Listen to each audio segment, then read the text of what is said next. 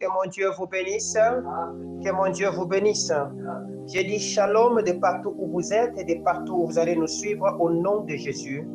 Et laisse que cette parole apporte la vérité dans votre vie afin que vous soyez libérés. Au nom de Jésus. Ce matin, je parle sur le thème « Vous connaîtrez la vérité ». Alléluia. Ce matin, je parle sur le thème qui dit « Vous connaîtrez la vérité ». Et pour cela, nous avons deux passages qui vont nous conduire dans cette connaissance. Nous sommes dans Jean chapitre 8, le verset 29 jusqu'au verset 34. Et nous lirons Osée chapitre 4, le verset 6, dans le nom de Jésus. Est-ce qu'on est ensemble? Nous pouvons nous mettre debout pour la lecture de la parole de Dieu. Jean chapitre 8, le verset 29 jusqu'au verset 34e, je vais les lire dans la version Louis II, 1910, au nom de Jésus. Voici ce que la parole du Seigneur me dit. Au verset 29e de Jean chapitre 8, la parole du Seigneur me dit ceci au nom de Jésus. Celui qui m'a envoyé est avec moi. Il ne m'a pas laissé seul parce que je fais toujours ce qui lui est agréable.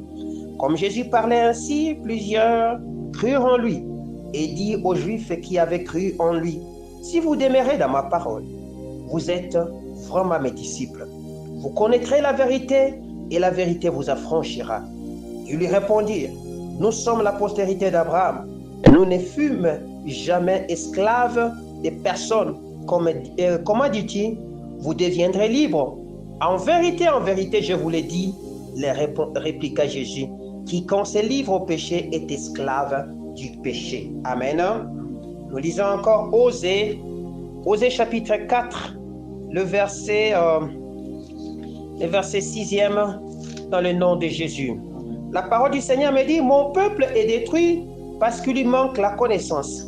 Puisque tu as rejeté la connaissance, je te rejetterai et tu seras dépouillé de mon sacerdoce. Puisque tu as oublié la loi de ton Dieu, j'oublierai aussi tes enfants. Amen. Nous acclamons le roi des rois. Bien-aimés dans le Seigneur, soyez bénis dans le nom de Jésus. Ce matin, nous parlons sur la connaissance de la vérité. Jésus pouvait dire aux apôtres et aux hommes qui étaient là, aux Juifs comme aux pharisiens, vous connaîtrez la vérité et la vérité vous affranchira. Je connais la parole du Seigneur. Je connais un homme. Cet homme-là qui était à la quête de la vérité et qui ne savait pas c'est quoi la vérité. Un jour, il est arrivé à poser la question à Jésus. Mais c'est quoi la vérité? Cet homme, c'était un homme riche, un homme puissant, un homme bien instruit, un homme intelligent. Cet homme ne connaissait pas la vérité. Il a fallu que le Seigneur se révèle à lui et qu'il lui dise c'est qui la vérité. Ce matin, nous parlons sur la vérité. C'est vrai qu'il y a un moment de ta vie, tu dois te poser la question de savoir c'est quoi la vérité. Parce que beaucoup de gens sur la terre sont arrivés sur le point de se demander et ils sont même sceptiques de croire qu'il existe la vérité. Ils ne pensent même pas que la vérité existe. C'est comme ça que lorsqu'on leur apporte la vérité, ils ont la facilité de rejeter la vérité parce qu'ils ne connaissent pas la vérité. Nous parlons de la connaissance de la vérité. Or, pour connaître la vérité, vous devez avoir, pour que la vérité puisse demeurer en vous, vous devez en avoir les bases qui sont la connaissance. Alléluia. La vérité a des bases et ces bases s'appellent la connaissance. Et ces bases sont données à n'importe qui se laisse emporter dans cette vérité là-bas. Bien-aimé, c'est vrai. Nous sommes en train de marcher dans une série des enseignements qui gouvernent le mois de février qui parlent « Ne vous inquiétez de rien ». Alléluia. Mais pour connaître la vérité qui se cache dans ce que Dieu a dit « Ne vous inquiétez de rien », vous avez besoin d'avoir une connaissance exacte sur cette parole. C'est comme ça que vos inquiétudes vont se dilapider. Alléluia. Ces soucis n'existeront plus parce que vous aurez acquis une connaissance. Lorsque le Seigneur commence à parler par la bouche de Osée, il dit mon peuple est détruit parce qu'il lui manque la connaissance. Alléluia. Il dit mon peuple est détruit. Donc, lorsque la connaissance n'est pas dans un homme, la destruction commence. C'est-à-dire, ce que tu devais chercher sur la terre, c'est d'avoir une connaissance. Et quelle connaissance? Une connaissance véridique. Une connaissance qui te mettrait sur la voie de la vérité. Alléluia. Et avec cette connaissance, tu réussiras. Évidemment, notre pays manquent cette vérité. C'est comme ça que nous sommes en train de patauger dans ce que nous sommes en train de faire dans ces pays. Et beaucoup de choses ne décollent pas parce que et les dirigeants, et le peuple, et tout ce qui se gravite autour de nous, il nous manque une vérité profonde et une connaissance profonde. Alléluia. Évidemment, lorsque vous voyez la série des enseignements que le Seigneur est en train de nous donner, vous allez comprendre que tous ces messages, ce sont des révélations que le Seigneur donne à toi et à moi comme à la nation. Quand le Seigneur dit, vous connaîtrez la vérité. Mais pourquoi il nous dit, vous connaîtrez la vérité? Le dimanche passé, il a dit, vous reprendrez vos terres. Alléluia. C'est ce qu'il nous a dit. Mais aujourd'hui, il nous dit, vous connaîtrez la vérité. Donc, dans la situation qui se passe autour de nous, il y a une vérité qui nous échappe. Et celui qui a la vérité est déjà là. Il est là. Il faudra que nous nous approchions de cette personne-là, qui nous dise les bases de cette vérité. C'est alors que nous allons dissiper tous les malentendus, le bruit et le brouhaha qui sont en train d'envenimer la situation de notre pays. Même la situation de certaines personnes, que ce soit dans des communautés, dans des familles, dans des couples, dans des relations, dans des milieux professionnels et dans bien d'autres milieux. Alléluia. Alors je me suis posé la question, comme cet homme avait posé la question, mais c'est quoi la vérité? Mais pour parvenir à définir la vérité, il faut d'abord définir le premier concept parce que nous étudions la connaissance de la vérité. C'est-à-dire, il faut connaître. Mais c'est quoi la connaissance selon la Bible? Lorsque vous entrez dans la profondeur de la Bible a été écrite en araméen et en grec. Mais dans la version grecque, quand vous lisez le mot connaissance, le mot connaissance découle d'un mot et ce mot s'appelle ginosko. Ginosko. Alléluia. Ginosko, c'est quoi? Ginosko veut dire... Ginosko nous renvoie à une comment dirais-je, à une notion de relation dans la profondeur. Alléluia. Ginosko, en réalité, c'est une relation, c'est une forme de relation qui se tisse entre un homme et un homme, mais qui est tellement profond. C'est ça le terme, le concept de ginosko. Mais la connaissance, quand vous étudiez tout l'ensemble des connaissances telles que définies dans le mot grec, vous allez comprendre que ceci signifie connaître dans la profondeur. C'est ça ginosko. Connaître dans la profondeur, tout en établissant une base de relations profondes et intimes. Mais je vais connaître quoi? Alléluia. C'est là que le Seigneur Jésus-Christ commence à dire. Lorsqu'il répond, il dit, je suis la vérité. Alléluia. Donc, la vérité que nous sommes en train de chercher à connaître ou à établir une relation profonde avec cette personne-là, c'est Jésus. Parce que c'est lui la vérité. Pour nous, la vérité, ce n'est pas une accumulation de connaissances intellectuelles ou une accumulation de lois, je ne sais pas, de préceptes que nous mettons dans notre imaginaire. Non, nous avons la vérité comme un homme, une personnification qui s'appelle Jésus. C'est celui-là que nous appelons la vérité. Alors, il faut connaître. Il s'est fait que, en ces temps, les apôtres ne connaissaient pas. C'est comme ça. Lorsque vous lisez Jean chapitre 8, il venait de se passer une situation tellement difficile. On est en train de chercher à lapider une femme. Et c'est alors que le Seigneur Jésus-Christ de justice va les sauver. Alléluia. Et quand Jésus-Christ va les sauver, il va profiter de ces moments pour leur donner des bases, des vérités qui leur échappaient. Il y avait les apôtres, il y avait toute la communauté des Juifs et des pharisiens qui étaient pendant ce temps-là. Il devait leur montrer la vérité parce qu'ils avaient une autre base de la vérité. Or, la vérité que Jésus venait de leur apporter était en train de les troubler. C'est comme ça qu'ils vont chercher. Lorsque Jésus énonce ces principes, on a voulu même tuer Jésus. Il a fallu que Jésus parte. Bien-aimé, c'est vrai que tel que tu es là, il y a des choses que tu peux dire à certaines personnes. Ça les troublera. Et lorsque ça va leur troubler, ça va les amener à beaucoup parler, à dire n'importe quoi sur toi. Alléluia. Ne les blâme pas, parce que c'est une vérité. La vraie vérité qui est Jésus, lorsqu'elle rentre dans un milieu qui n'a pas été préparé, un milieu plein de péchés, ça trouble cette connaissance. Alléluia. Et ces gens là-bas auront comme tendance, dans un premier temps, de te lapider et de te faire du mal. Alléluia. Est-ce que je parle bien? Est-ce qu'on s'est fait comprendre? Voilà pourquoi connaître la vérité, c'est entrer dans une relation intime avec Jésus. C'est intégrer à sa vie, de manière à ce qu'elle transforme notre intérieur. Alléluia. S'intégrer dans la vie de Jésus, afin qu'elle transforme notre intérieur. Parce que lorsque l'intérieur de l'homme est transformé, la vie commence à naître. Alléluia. La vie commence à naître. Lorsque l'intérieur d'une personne est transformé, la vie commence à faire quoi? À naître. C'est-à-dire, c'est une expérience vivante, c'est une révélation spirituelle qui renouvelle notre intelligence, qui produit un changement profond dans nos actes et dans nos pensées. Donc, si tu te dis que tu as déjà la vérité avec toi, nous allons comprendre comment que tu as la vérité. Tes actes vont nous montrer que tu as la vérité. Ta pensée va nous montrer que tu as la vérité. Celui qui a la vérité ne s'inquiétera pas. Celui qui a la vérité, ses actes vont corroborer, vont marcher conjointement, parfaitement, comme les actes de Jésus qui posaient. Jésus ne se troublait pas lorsque la tempête pouvait s'élever. Jésus était calme. Aujourd'hui, beaucoup sont troublés. Ils sont en train de s'agiter parce qu'ils pensent qu'ils vont mourir. Alléluia. Lorsque tu as la connaissance de la vérité, quels que soient les troubles, tu seras calme. C'est ici que cet homme de David va dire: quand je marcherai dans la vallée de l'ombre de la mort, je ne craindrai aucun mal, car je sais que sa houlette et son bâton me rassurera.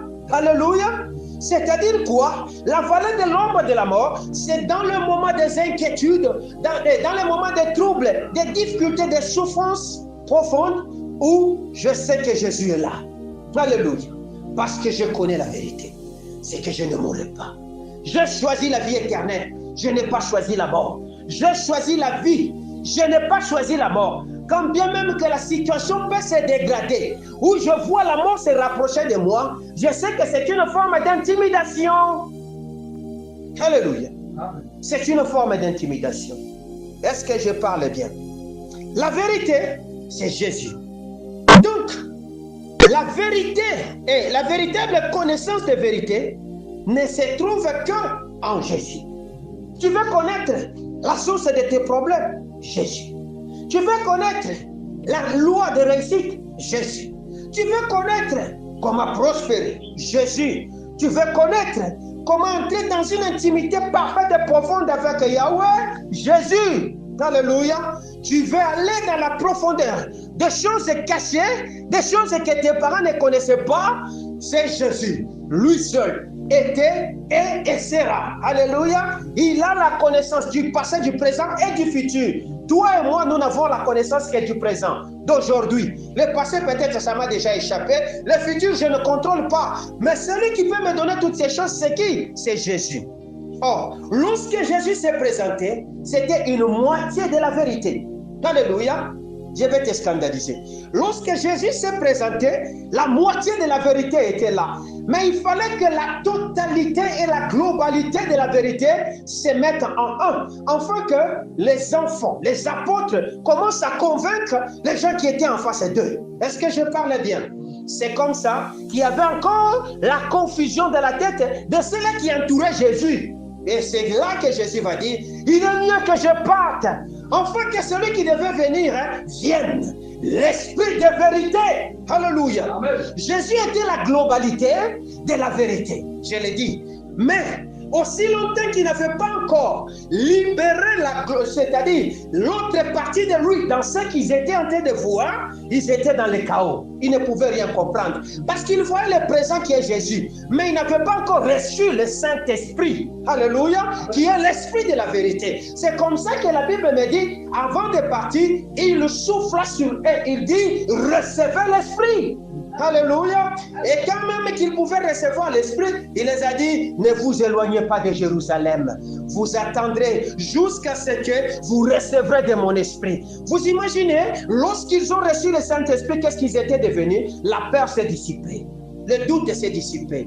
Et tout ce qui pouvait troubler Anne est parti. Et c'est comme ça. Devant le martyre qui les attendait, le trouble qui les attendait, ils ne s'inquiétaient de rien.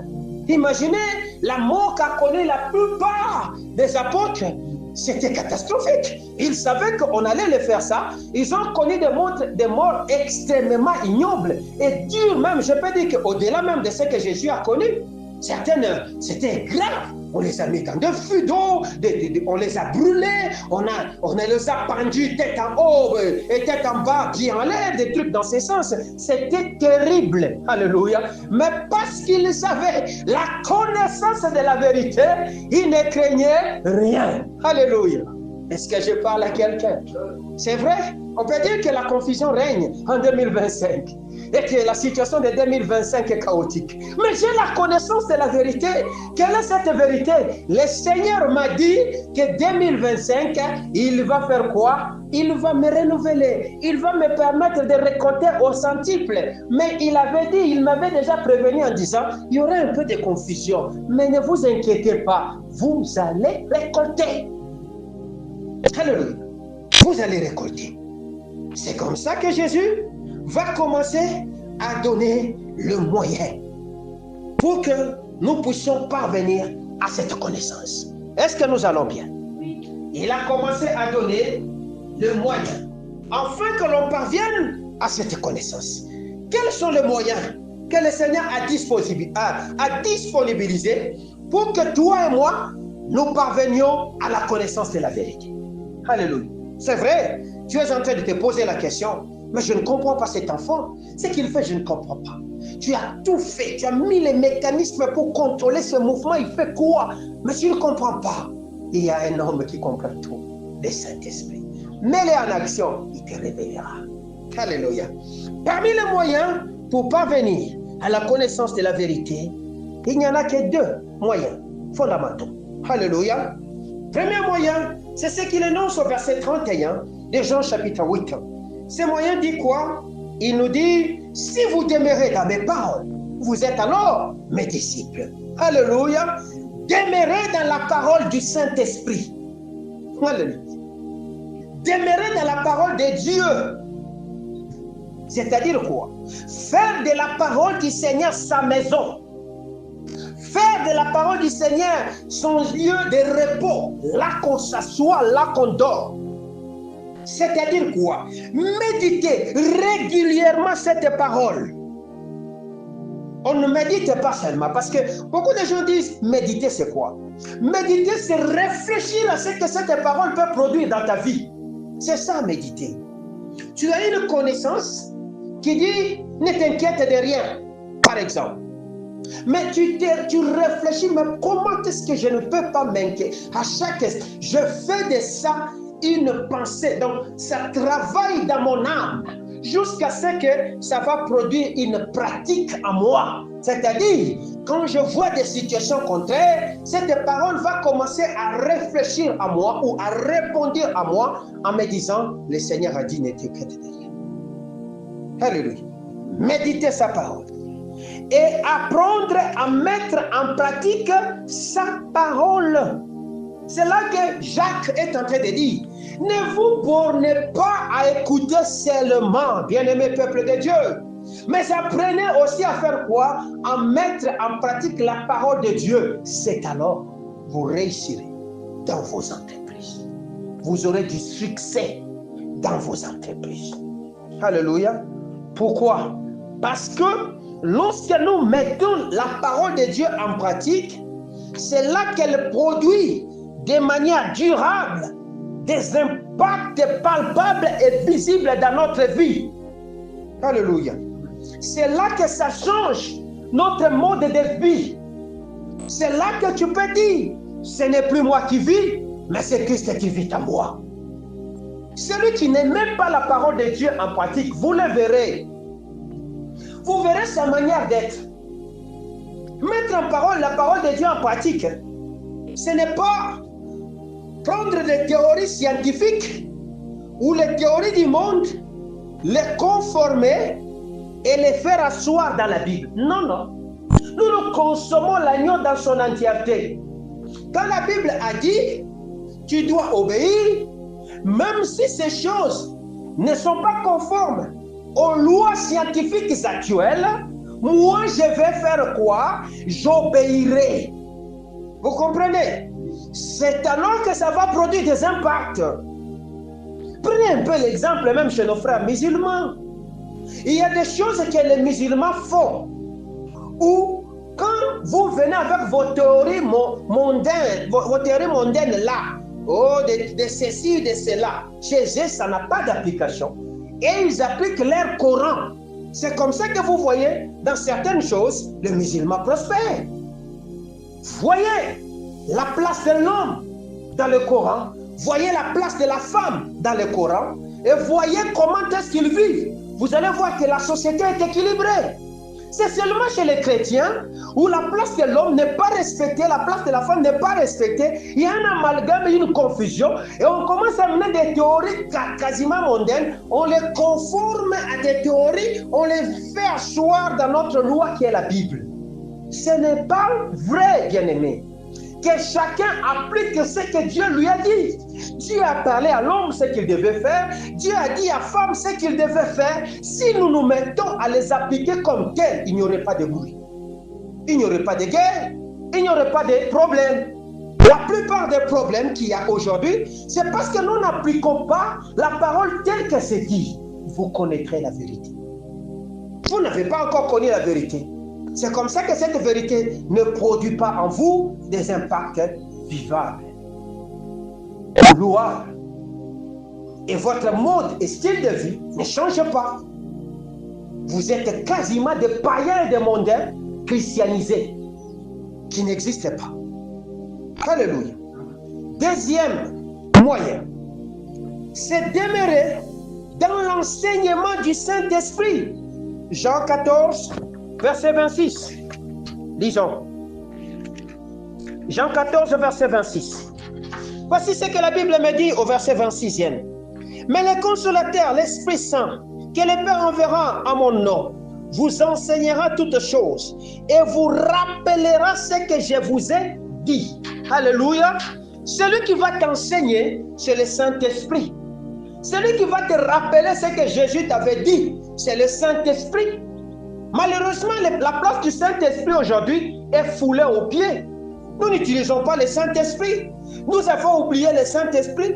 Quand le Saint-Esprit te dit que ce que tu fais là est mauvais, tu ne veux pas l'écouter. Tu crois que ce que toi tu fais est bon. Quand le Saint-Esprit te parle, tu ne veux pas te conformer à la parole du Seigneur. C'est comme ça que tu échoues. Bien-aimé, bien-aimé, tu as besoin d'écouter le Saint-Esprit. Tu as besoin d'appliquer la loi, la parole du Seigneur, tel que ça vous a été dit. Demeurer dans l'ensemble, dans l'enseignement du Saint-Esprit, c'est laisser au Saint-Esprit de jouer un rôle primordial dans la compréhension de la vérité. Alléluia. Le Saint-Esprit vient jouer un rôle primordial dans la compréhension de la vérité qui est Jésus. Alléluia. Et Jésus, c'est qui? Jésus, c'est la parole qui s'est fait chair. Donc, tu ne vas pas comprendre la parole avec les théories scientifiques.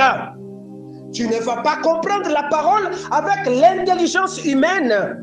Tu ne vas pas comprendre la parole avec tes manières d'être. Laisse au Saint-Esprit de t'enseigner. Laisse au Saint-Esprit de te convaincre. C'est lui-là qui a été mandaté comme consolateur afin de vous enseigner. Amen. Est-ce que je parle bien? Amen. Le Saint-Esprit a le rôle de nous enseigner. Le Saint-Esprit a le rôle de nous éclairer. Le Saint-Esprit a le rôle de nous révéler la profondeur des Écritures. Alléluia. Le Saint-Esprit a le rôle de nous conduire. Jean chapitre 16, le verset 13. Il dit: il vous conduira dans toute la vérité. Alléluia. Pourquoi il va conduire? Parce que la vérité, c'est aussi un chemin. Alléluia. Le chemin que tu as commencé à prendre n'est pas le chemin de Jésus. C'est comme ça que tu échoues. Jésus s'est défini par 3 moyens. Il dit: je suis la vérité, je suis le chemin, je suis la vie. Alléluia. Donc, Les choix que nous faisons, qui sont des voies ou des chemins que nous choisissons, ces voies sont définies par le Saint-Esprit. Si on se laisse conduire par le Saint-Esprit. Mais si on ne se laisse pas conduire par le Saint-Esprit, tu vas te perdre. Tu vas te perdre. Dans Ésaïe, il dit, il est le chemin, alléluia, le chemin de la vérité. Quiconque y marchera, il ne se perdra pas. Il ne va pas se perdre. Pourquoi? Parce que le consolateur est là. Il ne va pas se perdre. Pourquoi? Parce que l'enseignant est là. Il ne va pas se perdre. Pourquoi? Parce que celui qui éclaire le chemin est là.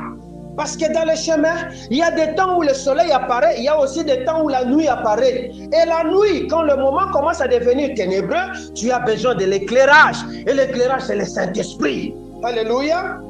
Jésus ne nous a pas dit que tout sera rose. Il a dit dans sa parole, vous connaîtrez des tribulations dans ce monde, mais sachez que j'ai vaincu.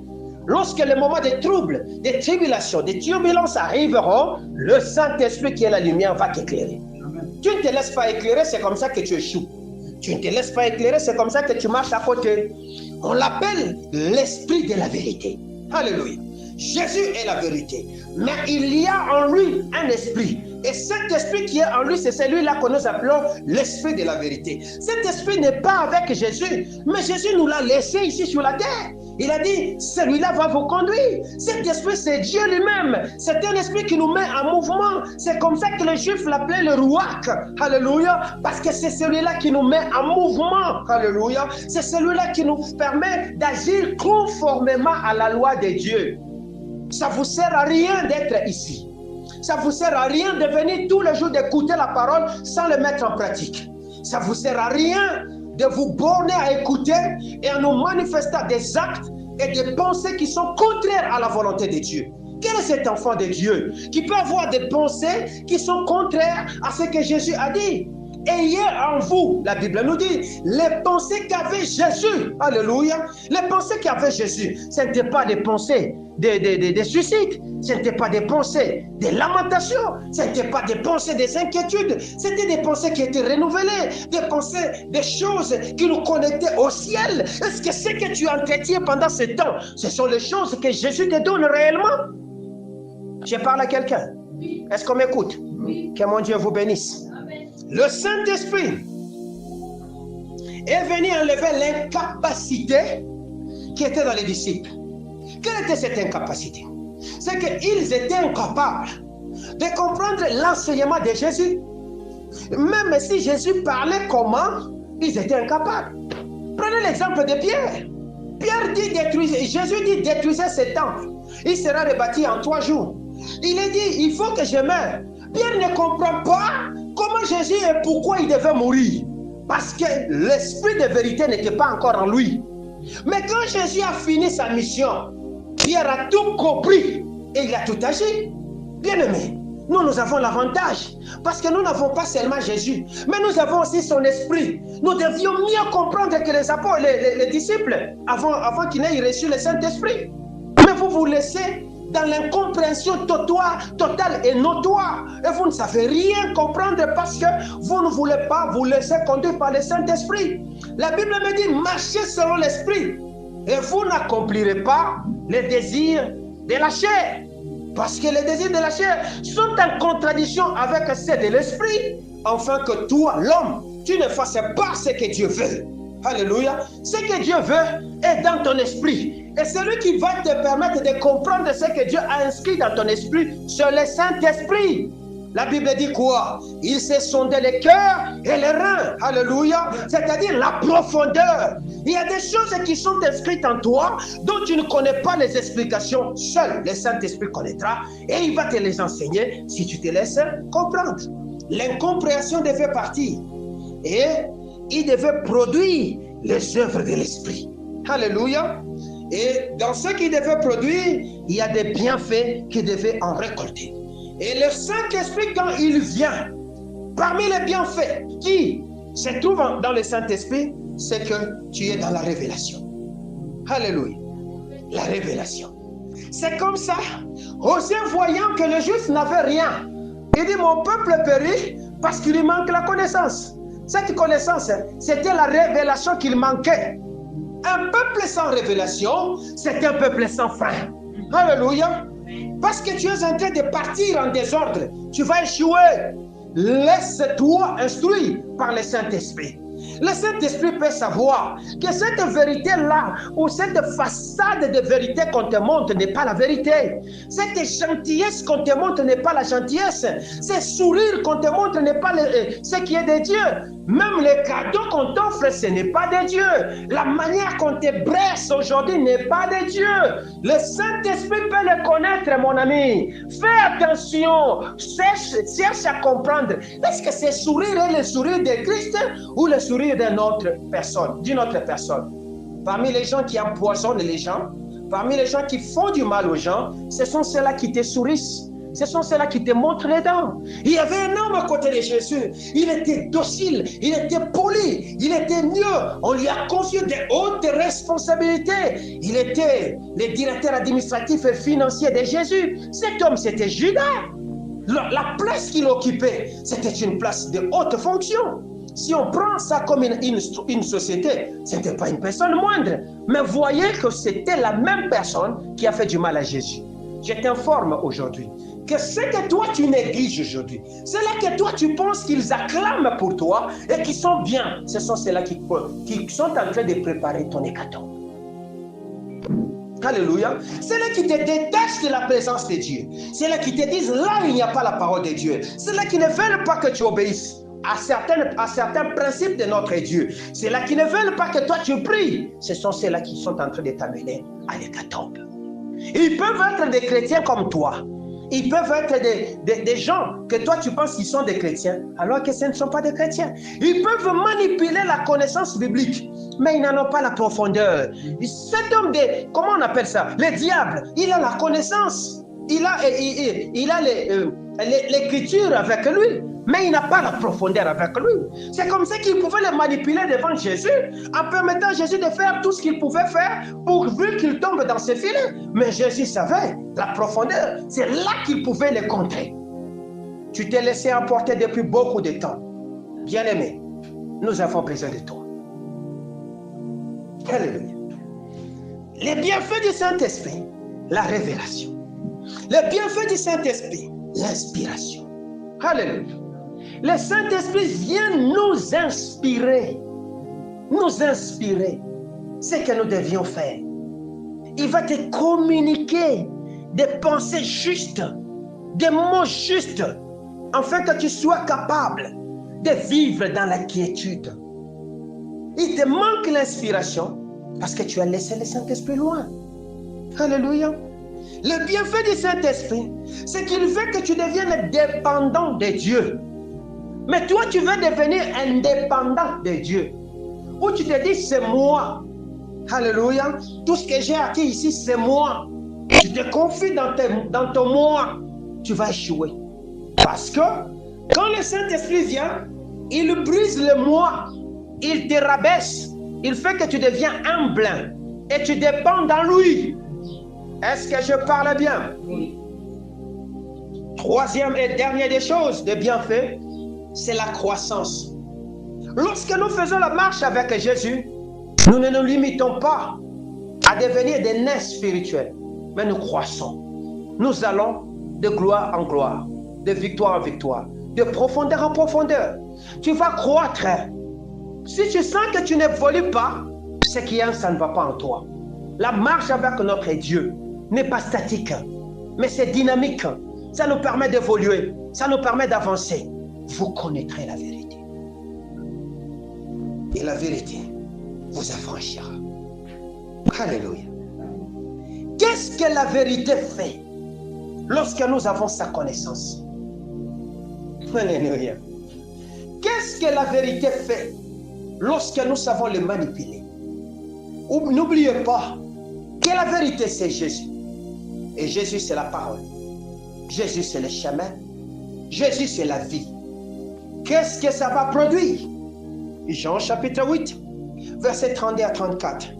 Ça va produire une chose, une très grande chose. C'est la vérité qui amène la délivrance. Alléluia. C'est la vérité qui amène la délivrance. Alors, cette délivrance se décline en deux dimensions que Jean 8, 32-34 est en train de décrire.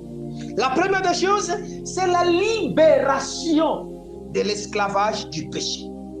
Vous comprenez?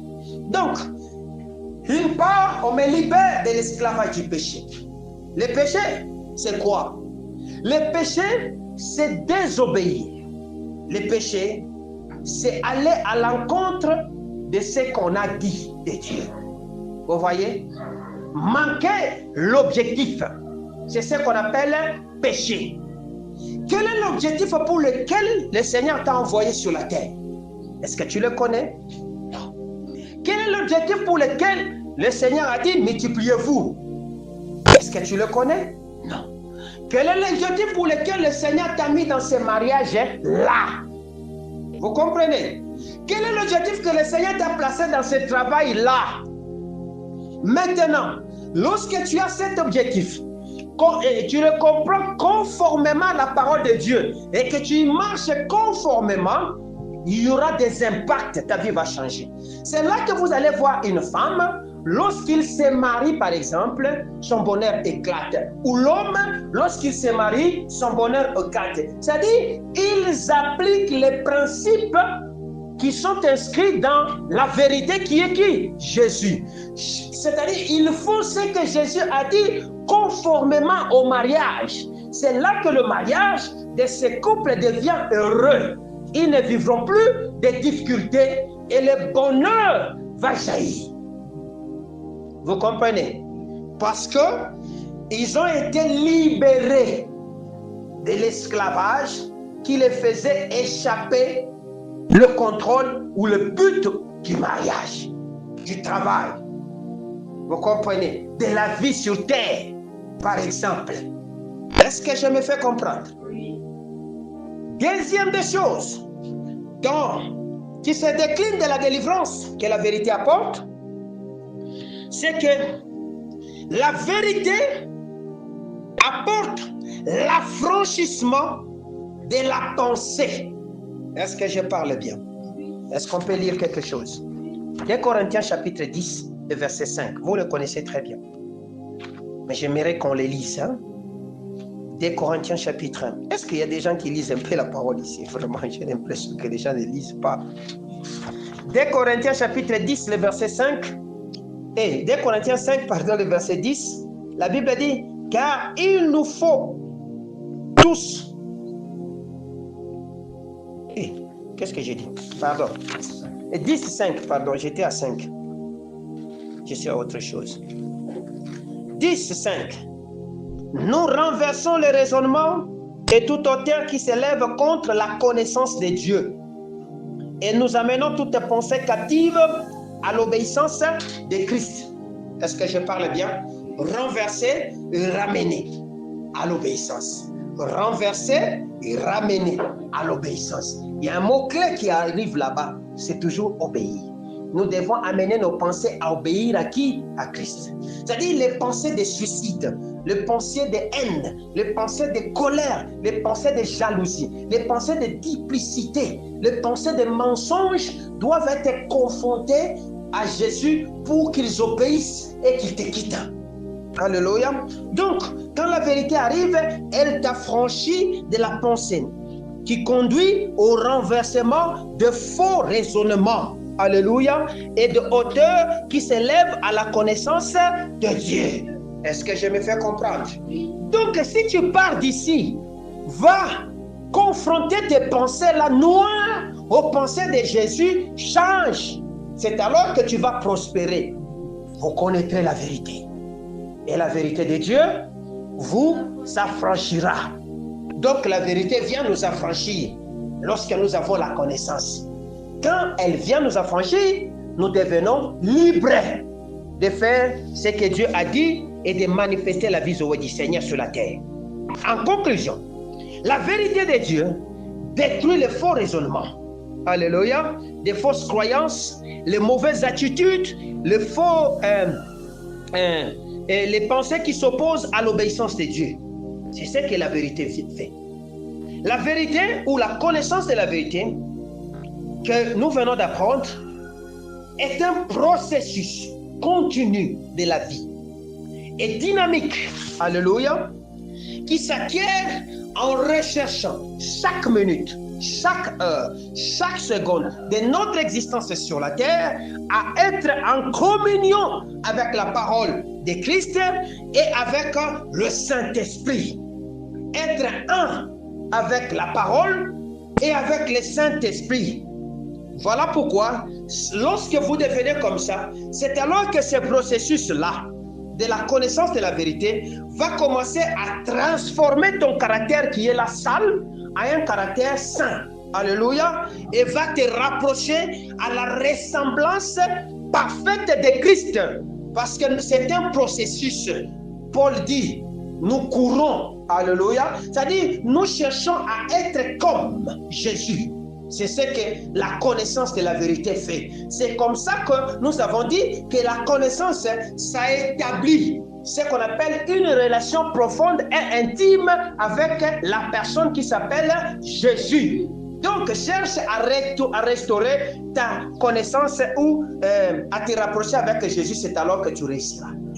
Alléluia. Amen. Ne faites pas ce que tu es en train de faire. Sinon, Osée chapitre 4, verset 6 va faire quoi?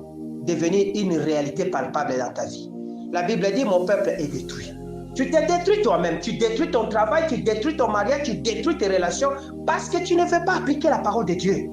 Alléluia. Puisque vous avez rejeté ma connaissance, je vous rejetterai.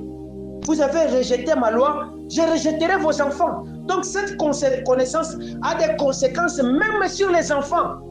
Si tes enfants ne guérissent pas, c'est à cause de toi, bien-aimé. Reviens quand même à Jésus, change. Est-ce qu'on est ensemble? Que mon Dieu vous bénisse. Acclamons Jésus.